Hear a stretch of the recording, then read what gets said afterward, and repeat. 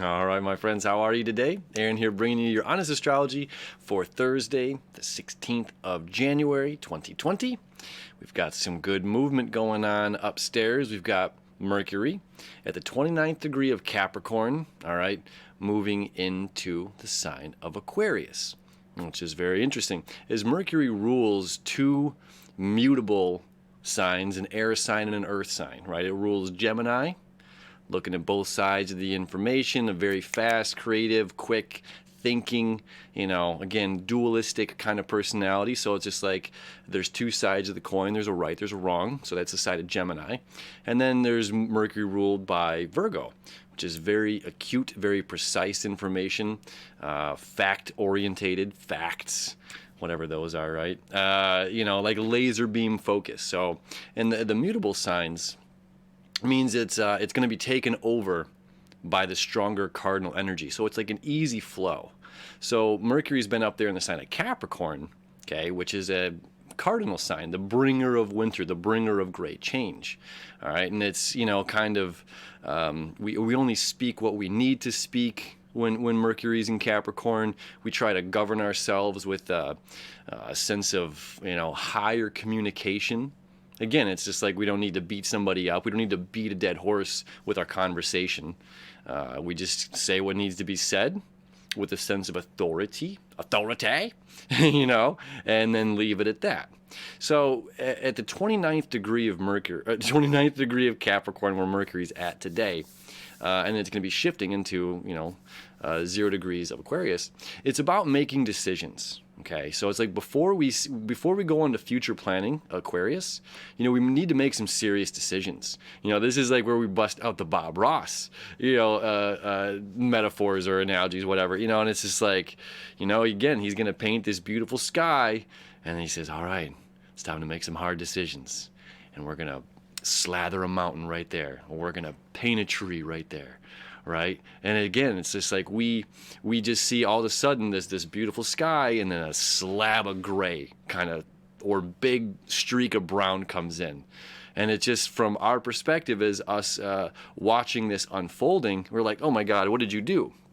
And this is also what happens with us. Okay, we get into a point where we're moving, and then we say, oh, I don't know if I want to continue or go any further. I'm going to leave this undone. I don't know if I want to do this next part because I could screw it up. I could screw up the painting. I could screw up the process. I could screw up the blueprints, or I could make a mistake that I can't come back from. I think that's what holds us back a lot of times. And then Mercury in this last degree of Capricorn, this leadership, right? It's just like, hey, we've got to make these hard decisions. We've got to, think about this. And we have to follow through with action. Okay, Mars is over there, also going to move from the 9th degree, or from the 8th degree to the 9th degree today. So first, as Mercury moves from this making critical decisions, maybe we get with a group of individuals and we come together and discuss this first. So it's like a great, sharing ideas, sharing concepts, asking for advice, but ultimately following our own truth. North Node down in Cancer, right? So that's what this energy is reminding us. Like, ask everybody's opinion, but if we ask someone else's opinion and we take their advice and we follow through with it, two things can happen. There's the double side of Mercury. Two things can happen. One, if they give us the advice that we took and we followed through with it and it worked out wonderfully, oh, I'm glad I listened to you and I agreed to you to a point of following through with this action, right? Capricorn's about action. And then the other side of the coin is we listen to the individual. Maybe they have a strong, the moon's in Libra, you know what I mean? So it's like we can be wishy-washy, squirmy, and like, oh, I don't know if I want to make these decisions. So it's just like, so we might ask somebody else. So if we ask somebody else who has like a strong directive and like, yeah, this is the answer. And we're like, okay, I'm going to listen to you, And then if what happens, the outcome, the resolution of that goes against what we had hoped for, okay, there's also two sides of this. One, we can look at ourselves and say, man, I kind of was feeling going the other direction, but I listened to Ted or Mary or Susan's advice, whatever it may be, and I went against my little gut feeling, and I shouldn't have done that. So we can be mad or upset at them, which all they did was give us advice that we potentially asked for. Or we can use this as a learning tool, to, again, follow our own instincts, or to know that if we've come around this scenario again in the future, and how to handle it in a different way. But sometimes we don't know the answer until we just paint the mountain, until we just paint the tree, and then we let it go from there. Happy accidents. I love Bob Ross. All right. So then we go, we move from this place of like hard decisions. I'll go to the chart here. Not hard decisions, but just simply making decisions. Again, we have all this Capricorn energy. We still have this stellium here. So even when Mercury leaves, we still have a stellium. Even when the sun leaves, because the north and south node's up here as well. So moving a little bit forward, boom, ours moves to 9th degree. And 2 p.m., there we go, Mercury. So now it's about futuristic. Okay, so we have to make some decisions here on one hand before we can gain a perspective on where we're going from the future. So it goes from practicality, this practical creation mode, creation Capricorn, okay, into a concept, into intuitive, Aquarius, it's the water in the air that allows electricity to flow. Aquarius, the ruling sign of Uranus, okay, the great awakener, the breakthrough. So we can expect some breakthroughs coming in this month while Mercury is here, which is really nice because, again, we have Venus exalted in Pisces, which is our wants, our desires, individuals as well as things. And it's just like, hey, there are no limits here. Mercury in Capricorn is certainly limited, by Saturn. It's just like, hey, slow down, little guy. And Mercury's like, no, no, I'm delivering the message of the gods. I don't have time. I don't need to. It's like, I've got to pee. And you got the hall monitor saying like, I need to check your hall pass. And you're like, oh my God, I got to go, man. So that's like the relationship in Mercury in Capricorn. But as well as it's like, it's practical, it's efficient, it wants to make sure that all the T's are crossed and the I's are dotted and yada, yada, yada. Okay, so we're moving to like this practical law side, how we're governing ourselves and making decisions and all this, to like conceptualizing ideas, We're thinking about the future. While Sun is still present in Capricorn. We still have that sense of leadership, right? We still have this sense of I am and I can. I am an individual. I can make these decisions on my own, and I can get the community's help. Okay, Mercury in Aquarius, the community. So it's a really fun. It's a fun astrology right now. It's a fun time coming up because this isn't just for today. This is just a shift happening on Thursday. Okay, the other aspect to talk about, is Mars moving from the 8th degree to the 9th degree. Mars is our driving force. Mars is our acceleration. The foot on the gas pedal. All right, this is we gotta go through here. And then the sign of Sagittarius, I always like to say it's about having faith in our journey, blindly having faith. It says like we can only see so much, and we have to trust the road, trust the bend, or we're carving through and making our own path. Either way, we're putting one foot in front of another here with this kind of energy.